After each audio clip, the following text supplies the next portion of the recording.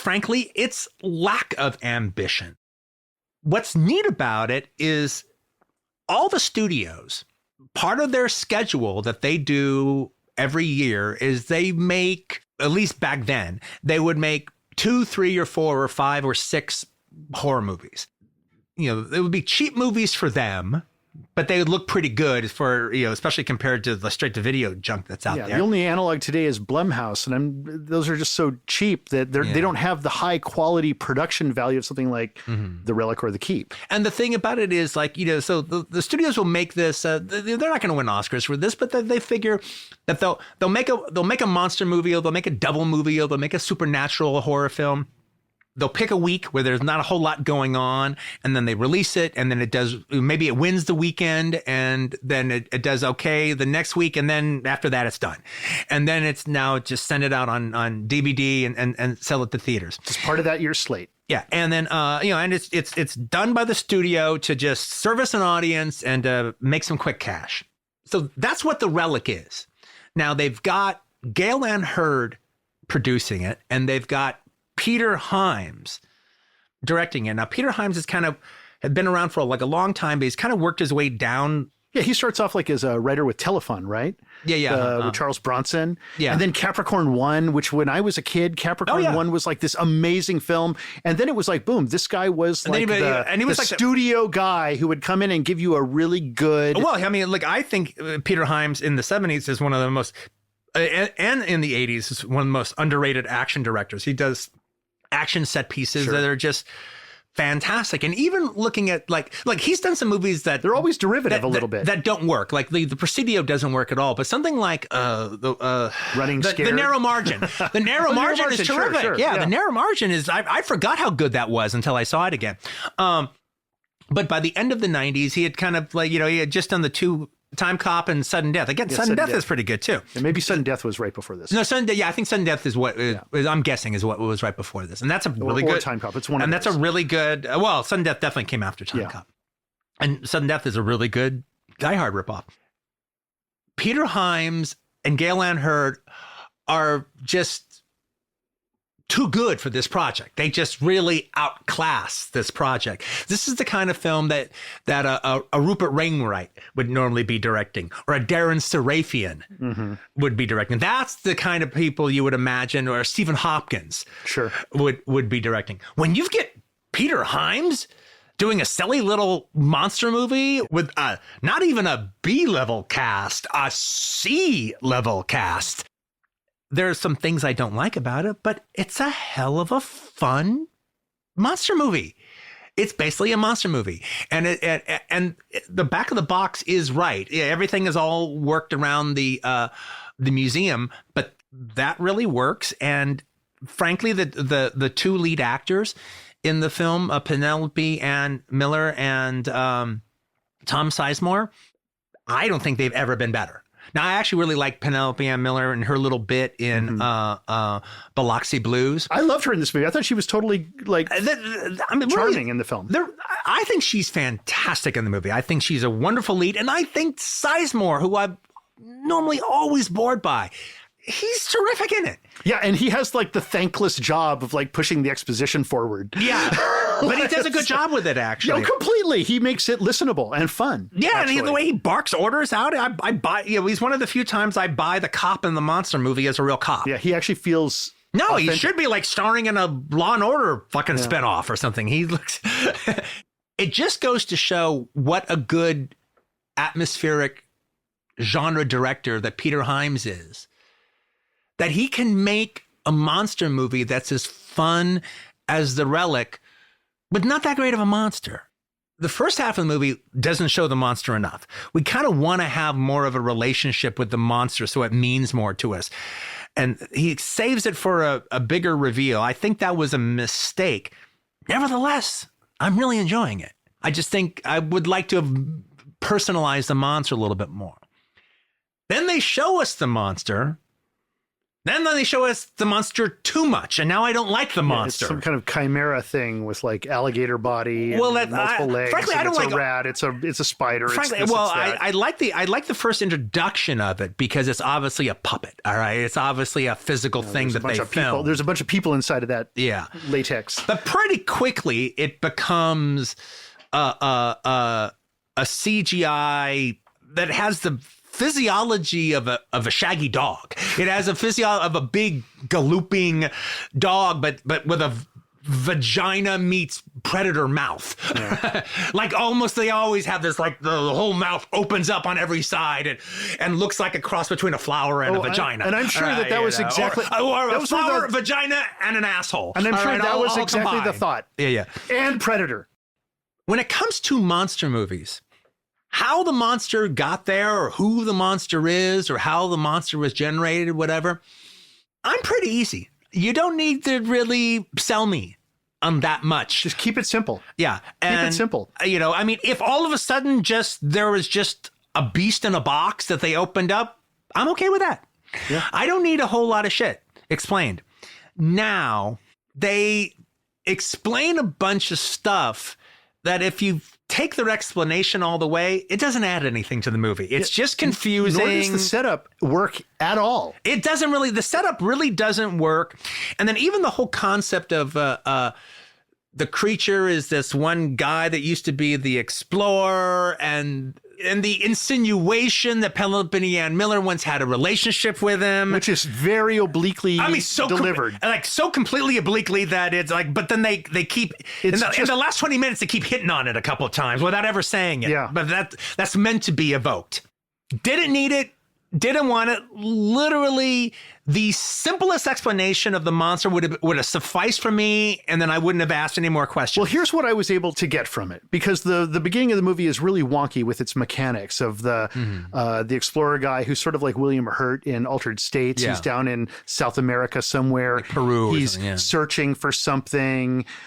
He's taken something weird. He flips out, just like William Hurt does in Altered States. Cut to a ship at the docks in, Chile or wherever this was. And he's running around the docks trying to stop them from sending the whatever he's collected to the new whatever world. He's found. Okay, yeah. So already I'm like, wait a minute, something's missing. Like a scene is missing or something's missing. He gets on the ship supposedly to find the stuff to get rid of it. And then we are next shown, story-wise, cinematically, the stuff has been left on the docks. He got on the ship unnecessarily. But then we get to Chicago. Yeah. They're unloading stuff. They've unloaded it. Not like there's been. Well, again, nothing makes sense. Yeah, I mean, like the rules don't make sense. They try to. There's a time when the cops are talking. They go, wait a minute. So, even this tunnel goes all the way from the pier, like they're coming up with cockamamie ridiculous things. And this movie has tech credits up the wazoo. This is a professional Hollywood production where everybody is doing their job to the best of their ability on a big programmer, which is effectively what it is. But the people who are failing at this point are the story executives, are the executives on the film who are developing the screenplay. There's 4 writers on this damn 4, or I thought, were there 6, 4, 5? There were like a bunch of writers, and it shows because it looks like people were just flying in ideas as they went. And then you've got a, kind of derivative director who likes to, he has no problem, making Running Scared, for example, as a derivative film or anything like that. He's got no problem with that. And so he's just taken whatever. And so by the end of the movie, when it is both Alien, Terminator, bits of The Thing, like everything is suddenly being thrown in. Well, I mean, that's the thing about the very end is like the end is basically just the end of Aliens. Yeah. All right. And to the point there's like, well, I guess if you're going to steal if you're Gale Ann Hurd, I guess if you just want to do the end of Aliens again, you go for it. Right? And like everybody else in the world has ripped off my movie. Why don't I? And we know that Peter Hyams doesn't care. He's like, great, let's do it. Yeah. I'm going to try to do it better. Oddly enough, the similarity of it to Aliens actually made it work a little bit more for me because I knew what they were trying to do. Yeah. So when she does actually hop into the elevator just as everything goes to hell, I knew what the plan was because I'd seen Aliens. Yeah, exactly. I knew what the plan was. You know the territory you're in. I knew where I was going on. We both enjoyed this movie, and here we are kind of ripping it apart. But we enjoyed it. But that's because this movie didn't really take itself seriously like The Keep did. Yeah. Like The Keep has this kind of pretension to it, almost. Well, this has no pretension. And this has no pretension. The only pretension of this is, what are we going to do that's going to sell the weekend? What does the audience want right now? It doesn't matter what happens in the script before. What do they want now? Frankly, to tell you the truth, when it comes to a slasher film or a monster movie, I don't need any more than that. Just give me a good one. He's shooting. It's beautifully shot, by the way. Yes, and he's his own cinematographer. He's a very, very good cinematographer. Like, he makes the museum come to life. Even that whole little exhibition that it has of like weird superstition things, where you have knows how to bring scale. You have to walk through a series of ladders to get into above it. It's written in Latin, like "Abandon hope, all ye who enter." That's actually really clever. I would go to that. Yeah, I would go to a museum that had that show. And they actually shot at the actual Chicago Field Museum of Natural History. One of the really entertaining parts of the whole third act of the film is it's the opening night of the exhibit, and all the hoi polloi of Chicago is there, including the mayor and the mayor's wife, and they're all there. It's all set up for like the creature to come out and just jump in the party and eat a couple of people and send everybody running. That doesn't exactly happen, but the bodies that the creature has already eaten and stored away become revealed. And then it just becomes this massive exodus to get out of the building. And that's one of the better directed sequences in the whole film, is this mass exodus. And one of the things that's actually of the whole crowd just going apeshit. But one thing that's actually funny is the crowd does more damage. The monster's not even there, and the crowd is just doing tremendous damage. Yeah, people just go crazy, running through windows, trampling over people, and it's like really well done. It's really well staged, and it's also very funny. It's a real crack up. It's a really entertaining sequence. Now, that leads to one of my problems that I have with the whole third act is, I think they make a terrible error. They make a miscalculation, because the people are trying to get outside, and then they've shut the metal doors that lock the. This place has like the museum has metal doors like the Star Trek Enterprise has when the warp core is about to breach. It's supposed to be like the Hope Diamond is in there or something. All right, so it's like they've got to have a full on thing. So it comes its own keep. All right, when the metal doors slam shut. Now, Tom Sizemore is not even there. He's somewhere else in the museum, and James Whitmore and Penelope Ann Miller are somewhere else in the bowels of the building doing something else. And what they do in the movie is the place shuts down, and then like half the people get out, and the other half the people, including the mayor, are stuck in the museum. Then they kind of have to split the movie up between this one cop who's Tom Sizemore's partner, who's got to lead the survivors out of the place by going down into the sewers. And then Tom Sizemore and Penelope Ann Miller teaming up to finally destroy this creature. And they kick themselves in the shins, all right, when they do that, because they should have just let everybody get out, and everybody's out. Mm-hmm. All right. Yeah. And then now it just becomes our heroes who we like. Yeah. Keep it simple. Yeah. Just them trying to, make their bombs and stop the creature from doing what it's doing. By having to follow these other characters as they go on their trail, it just keeps taking the piss out of itself. Well, I'm sure Peter Hyams is just like looking at his writers and saying, look, there's 5 of you. And Gail, you guys solve the story problems. I'm busy shooting. I'm doing it all right now. Like, solve the problems for me. All these problems. And I don't think anybody is. I don't think they are either. And all these problems are legit.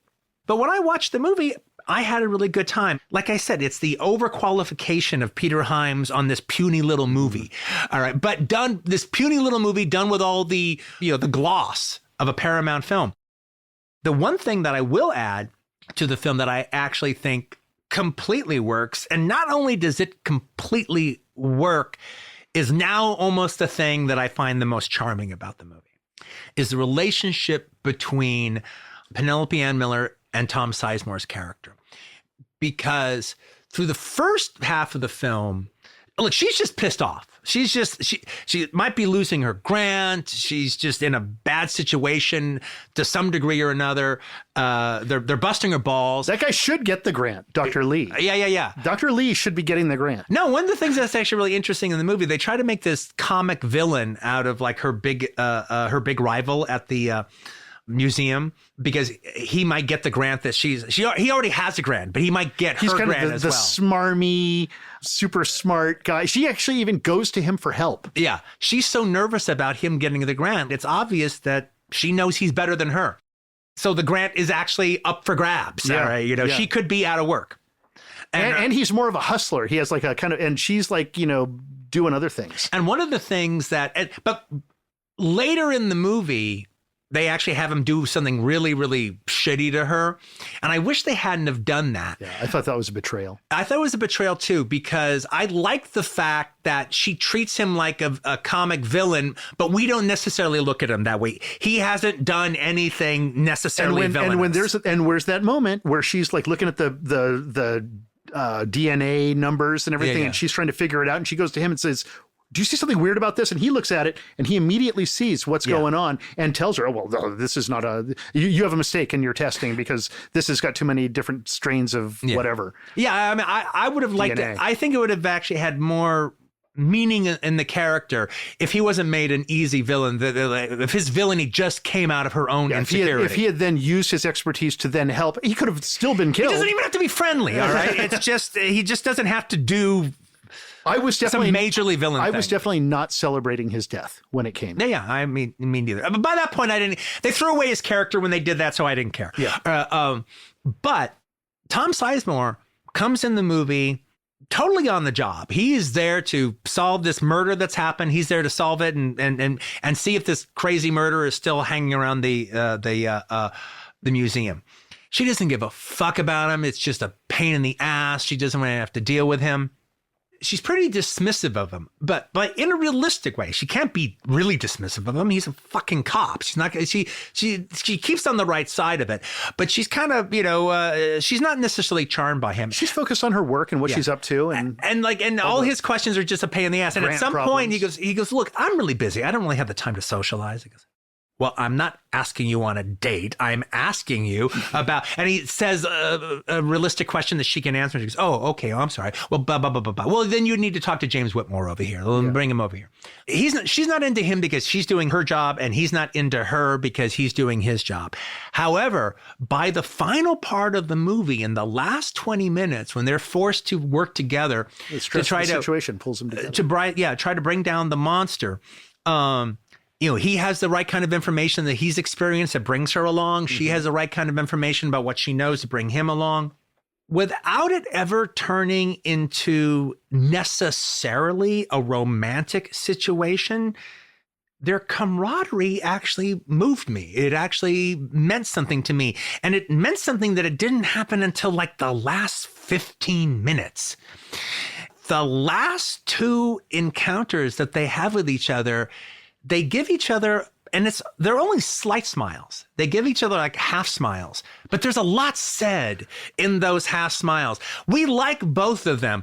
And there's even an aspect that I liked her more when she started liking him. Well, Himes is balanced enough to know that he's not going to be able to take it all the way, but they leave all the clues there that the audience needs to know. Like, that Sizemore is having a failed marriage. Oh, divorced. He's divorced. That's right. He's fully divorced now. He's available. He's just looking for the guy. He's available. Apparently so is she, because her maybe lover is now a dog creature. Yeah, the lover who she despises is now a dog creature. But there was just something about, he thought she was dead for a second, and then when she finds out he's not, and versa versa, they have these it's these close-ups that they just give these smiles. And on one hand, it's nice in an uncliched way that they did not make them flirt with each other and now they become a couple. I don't really like that. But in a strange way, I was kind of rooting for these two to get together, and the kind of ... that's left at the end of the movie is Maybe they will. Yeah. Maybe I think he's going to probably take her on a date at some point after the movie's over. I'd like to think that that's the case. Yet they didn't have to do a cliche in order to have it happen. Now I'm writing the cliche because I like the character so much. Now I want the cliche to happen, but I'm forced to write that myself. Yeah. So despite how broken the movie is, it's still enjoyable enough, and you love the characters. I wouldn't say the movie's broken. There's things about it that don't hold water, but at the end of the day, I still really enjoyed the movie. I would say, for me, if I have to talk about the monster, I would say the plot is absolutely broken. The story is rambling along just fine. That's an interesting distinction. Well, for me, plot. No. You're right. I mean, I don't know if everyone's going to be sophisticated enough to get that, but I got it. Let me just postscript it by saying that I view plot as something very simple. There's 6 or 7 of them. Yeah. Supposedly that, boy meets girl, boy loses girl, like these kind of variations on plot. Okay, so you'll go see a movie once for a plot. Mm-hmm.